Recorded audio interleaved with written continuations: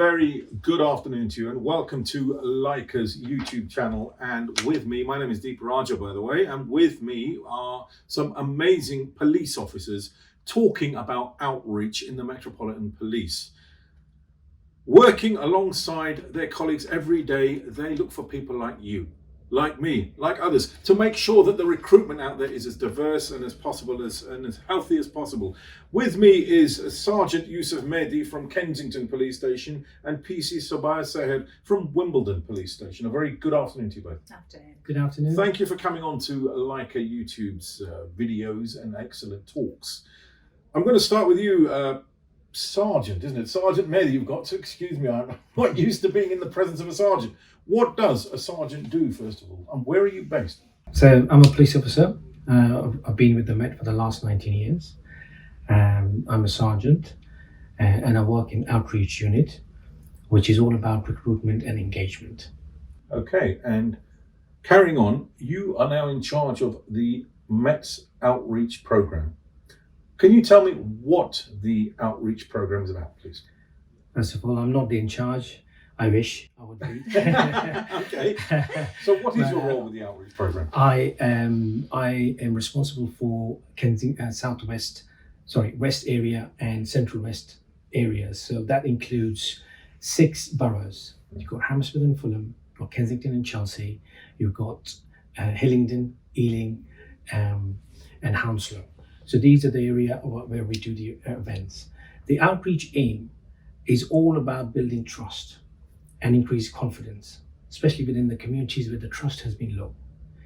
We also have to inform the communities about the fantastic opportunities we have to offer, the Met has to offer. We are inspiration for the communities because when we go out there, we are representing our communities to be the change they want to see. Support our existing candidate as well. So when they have shown the expression of interest, we support them in the recruitment process. Excellent. So, these outreach events, obviously, as you were saying, they're in the southwest, all over London. Where can I find them? Where can people find those? So we have events all across London, and it's not like a specific area or specific place. We go to the faith places, we go to Gurdwara, we go to temples, we go to the mosque, we go to the churches, synagogue, you name it. We go to the shopping malls. What we do is we have we make a strong relationship with the community leaders and the key influencers. That's the keys. We have to identify those key influencers. We make a broad network.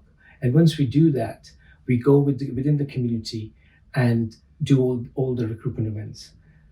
Can I ask, what would be a typical scenario of an event? What would be? Okay. So there I'm in a mosque.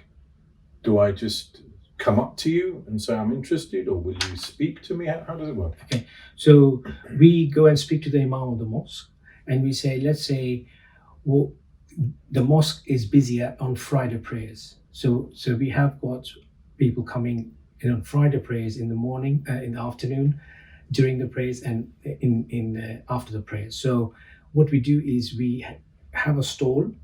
We've got a table. We've got a Metropolitan Police banner. We've got our giveaways. We have got booklets of recruitment pathways. We've got lots of giveaways as well. So just to attract them and just to come and speak to us. And I've done lots of events in the mosque, in the temple, in the gurdwaras, and I can tell you, when the community see us, they are so pleased. They come and speak to us, not only about recruitment, but also about any issues they have, which is brilliant. And that's how we build the trust. Because once we build the trust, we move forward and involve all the community together. Now, that's an excellent point, because obviously if you take different faiths in different areas, everyone has got different roles in those mosques, in those churches and stuff. Tell me about the different roles and how community members can join in and help.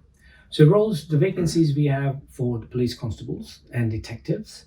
We also have roles for volunteers, PCSOs, which is police community safety officers. We've just recently, Met has launched vacancies for 500 PCSOs. For the PCs, it's an ongoing process. And the recruitment pathway is brilliant. We have 4 recruitment pathways, which is, so for example, if someone has got a degree and they want to join and they are aged between 18 to 57 years old, they can come and join a degree holder entry program. Now that program is the eligibility is a level 6 degree, but also that program gives you a diploma, a postgraduate diploma, a level 7, which is like masters. So that's brilliant. That's fully funded by us. There is another recruitment pathway, which is Police Constable Degree Apprenticeship Program, and that's one of the popular ones, because for that you need A levels or 64 UCAS points. Once you have that, and GCSEs, once you have that, you can apply as a police constable and you get into a degree apprenticeship. That is a 3 years degree apprenticeship. You get a Bachelor of Science in policing knowledge, which I think is brilliant. Because let's think about, especially in our communities, we have kids who are going to universities. They are getting loans to pay the university fees. Yes. What we are saying is, come and join and become a police officer and get a fully funded degree from us. So Wow. you earn while you learn. That's an interesting point, earning while you're learning. Now, tell me about the benefits. You've explained about, okay, fully funded degrees. Well, what about benefits? Let's say I have a family and I want to join the police, or you're recruiting me and stuff. Obviously, I need time with my family as well as going to work. What are the benefits that I can achieve? So joining police is not just a job, it's a career. And when you go in a long career, you have a network of your colleagues who become your friends. So there's a huge opportunity is to become your friends and families. And what it does is it's all about being protected as well. That's one of the keys. The other benefits is about the salary, which is 33,500. And recently the government has increased 7%, which is not in this figure which I've mentioned. So you're getting a degree, your underground is all free, the pension is brilliant. I've done 19 years and I want to do my 30 years to get my pension. The Met contribute a lot. One of the most important one is to making a difference. When you go in there, I have lots of experiences in making a difference where I've gone there in the community and I felt self-satisfaction. This, I think, is a gift to work for the Met. Okay. Moving along. PC7. We're looking at different things in the Metropolitan Police. You're obviously from a different station, which is Wimbledon. Tell me what you do there. Okay. Thank you for having me, first of Welcome. all. I am a response officer attending 999 calls and having direct dealings with members of the public. I joined 3 years ago and I'm here to make a difference internally and externally. One of my goals is to break down barriers, be an inspiration for the South Asian communities to come and join or consider policing as a career path, because it genuinely is a rewarding career. There are misconceptions about the police. Women think or believe that if you have children, you won't be supported in the job. That's not true. There are plenty of women in different various roles who are fully supported by the Met. Another one, I've done a few interviews. I've heard women say, I'm too old for this job. I had a very successful business before I joined the Met, and I've joined at a late age. Age is just a number. Honestly, apply for one of the roles and see where this career takes you. If you don't enjoy it, there's always something else within the Met which you will enjoy. I personally like frontline policing because it gives me the opportunity to engage with different communities, be able to speak in my own language, native language, Urdu, and deal with incidents so we can find the best results or ways of working around that particular incident. I think having cultural knowledge is very very important. I'm here to break down the barriers and misconceptions. I think what we need to establish as well, and I think this is an important point, it's great you're wearing a hijab and you're Muslim descent, but you're not just there to help ethnic people. You No, are a absolutely straightforward not. police Okay. officer, is that correct? That's correct. So- I am an officer who deals with any and every incident we are called to, despite the severity or the risk involved, regardless of what religion, faith, or household I'm going to. Race, we attend every call. I think me wearing a hijab has been very powerful because people are appreciating me knocking at their door and helping those particular victims, because we've got to remember when they call us, they are probably having the worst day of their life. That's why we are there, and I have to make sure that I use my skill sets and deal with that particular victim with compassion and respect. Even if I'm arresting someone, it's my duty and my responsibility to treat that particular person with respect, despite what they may have done. Do you think that when you were talking earlier about motivation, and especially to younger people and females, do you think that perhaps wearing a hijab, perhaps even having a non-English name, shall we say, allows you to motivate others or be an inspiration yourself to others to come and join the Metropolitan Police Force? Yeah, absolutely. Has that made a difference? Maybe Yeah. you've been approached in the street and said, oh, with a name like that, I've got an unusual name, I want to join the police as well. Do you find this? So it's not the name itself. I think it's just the fact that I wear a scarf, and that's out of the norm. As you know, most women from our culture don't actually choose policing as a career path.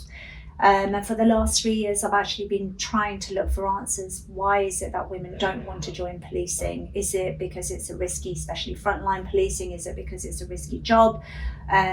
Or is it because they just feel that Met aren't recruiting people from underrepresented groups?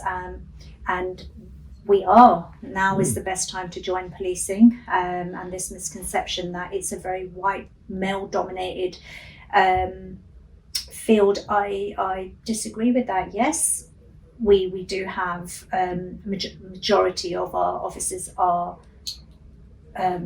male. However, we have plenty of female officers. I am unique to the service, and I take pride in that. And I always ask myself, what is it that I can do to contribute for the organisation I work for and for the city that I serve? And I think having a diverse workforce helps us to deal with incidents better.